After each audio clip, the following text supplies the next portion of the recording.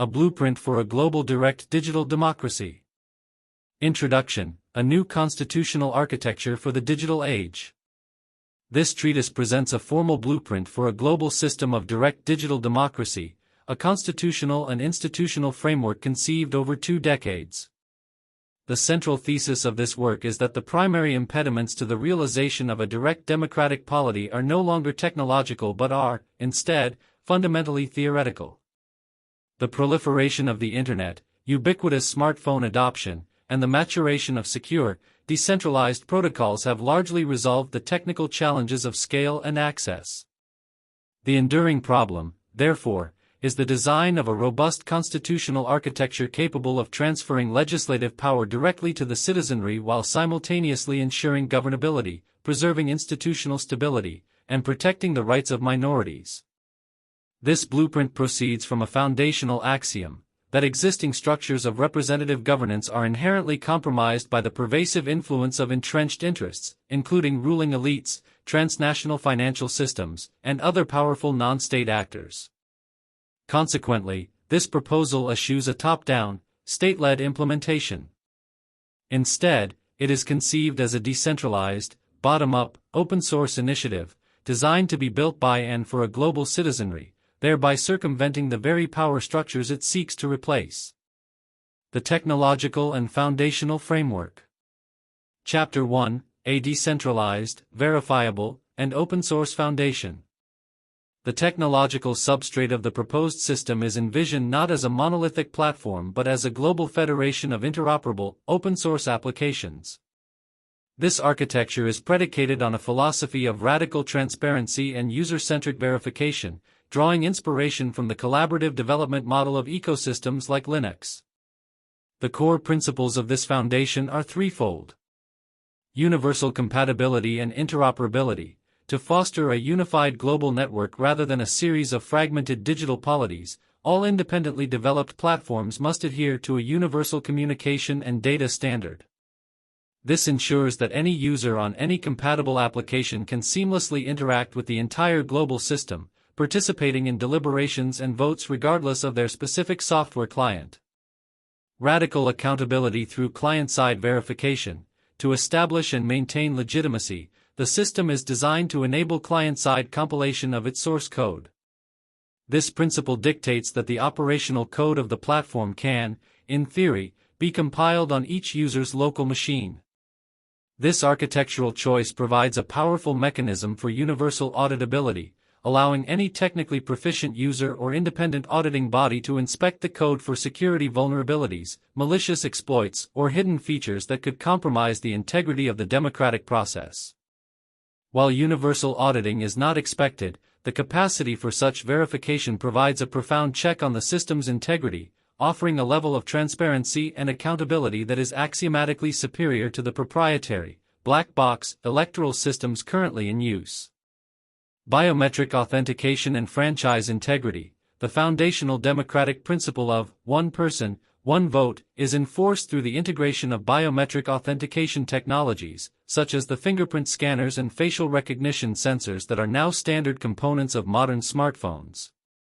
This mechanism creates an immutable link between a unique physiological individual and their corresponding digital voting identity, thereby preventing duplicate registration and fraudulent voting on a global scale. The new institutional design. Chapter 2, The Disintermediated Citizen Legislature.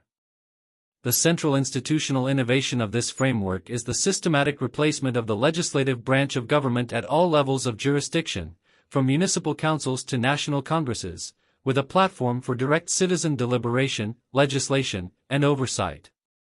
The executive and judiciary branches, while remaining structurally intact, will see their functions and powers fundamentally reshaped by this new legislative paradigm. In this model, the citizenry assumes the role of the legislature, responsible for the proposal, debate, and ratification of laws, the regulation of executive branch policy, and the allocation of public budgets. To address long-standing critiques concerning the epistemic capacity of the general populace for complex policymaking, the system incorporates a sophisticated, multifaceted approach to civic participation and institutional evolution. The principle of gradual and scalable implementation. the system is designed for a phased, incremental rollout. It would first be implemented at the level of small municipalities, replacing city councils, before being progressively scaled to state, national, and ultimately transnational legislative bodies.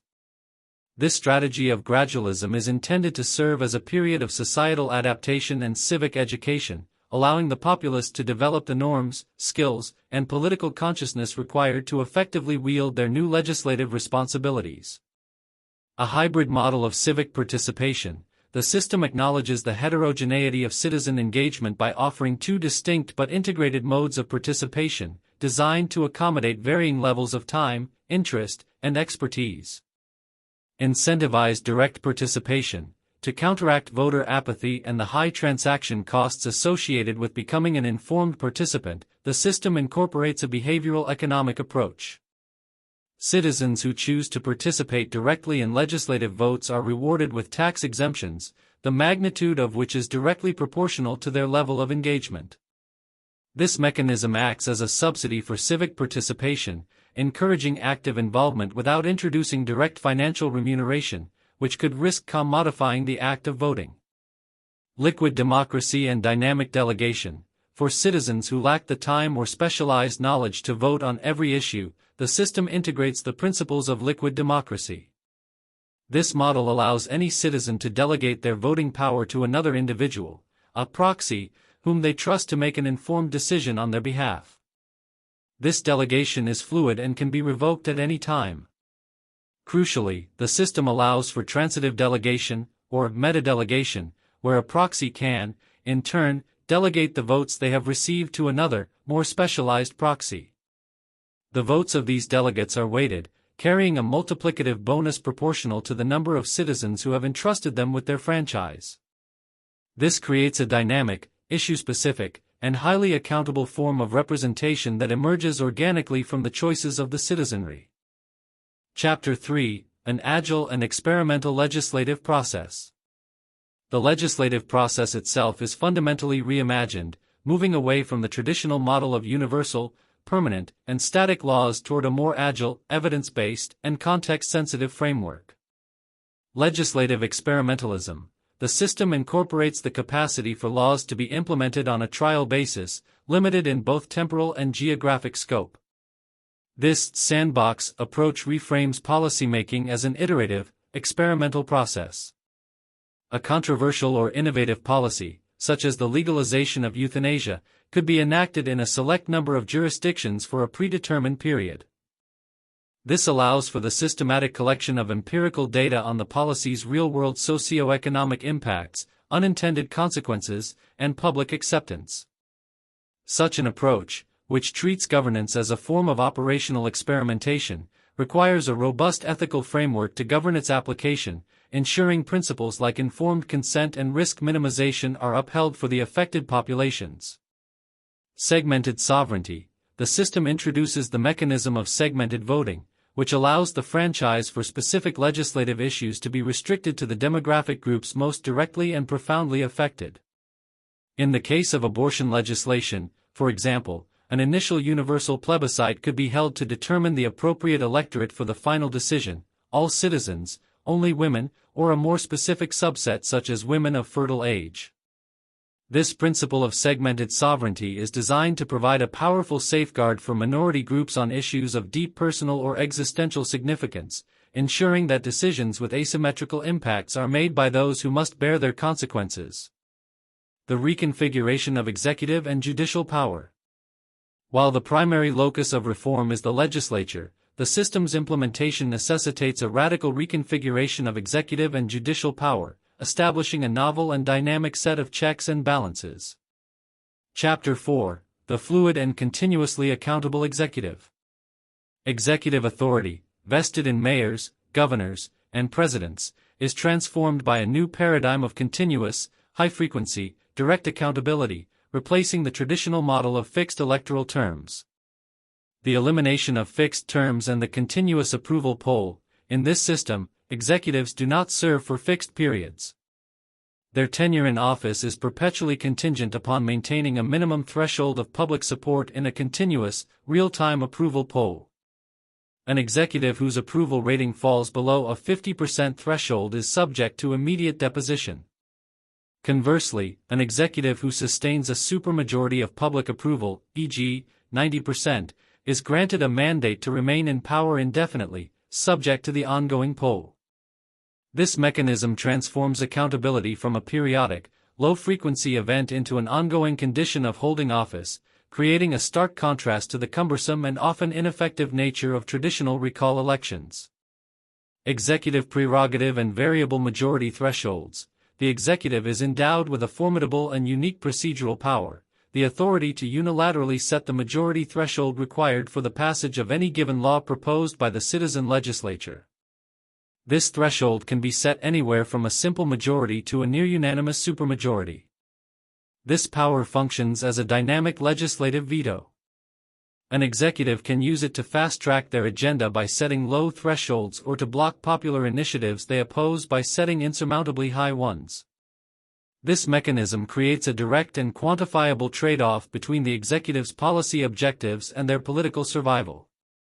For instance, a highly popular president who sets a 90% threshold for a widely supported law they personally oppose would be leveraging their political capital directly against the popular will, risking a precipitous drop in their approval rating and, consequently, their immediate removal from office.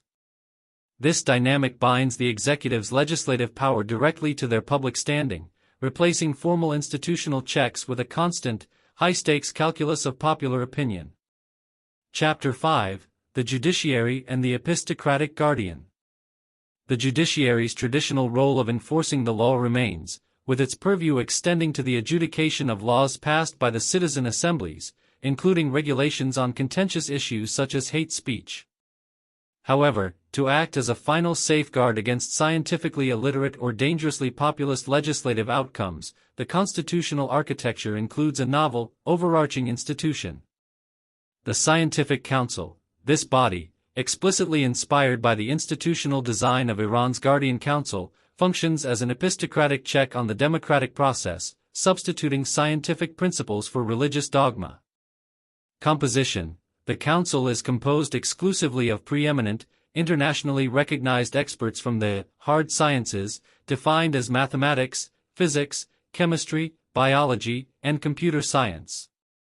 Members are not popularly elected but are chosen by acclamation from within their own peer communities, ensuring their selection is based on scholarly merit rather than political expediency. Powers. The Council is vested with the ultimate and final power to veto any law passed by the citizen assemblies, even those that have met the majority threshold established by the executive. Its sole and explicit mandate is to nullify legislative initiatives that are demonstrably anti-scientific. This authority also extends to the vetting of candidates for national executive office, who can be disqualified on the same grounds. Accountability and transparency. While its decisions are final and cannot be overturned, the Council is bound by a principle of radical transparency. Every veto exercised by the Council must be accompanied by a detailed, rigorously argued, and publicly accessible scientific opinion explaining the precise reasoning for its decision. This ensures that its power, while absolute, is not arbitrary and that its judgments are subject to universal scientific and public scrutiny. This comprehensive architecture represents a deliberate attempt to synthesize the democratic ideal of popular sovereignty with the pragmatic necessities of stable governance and the epistemic demands of a complex, technological world. It seeks to create a resilient, responsive, and intelligent system of global governance by transferring power directly to the individual citizen while instituting a series of novel safeguards to ensure stability, protect minorities, and ground collective decision-making in verifiable reality.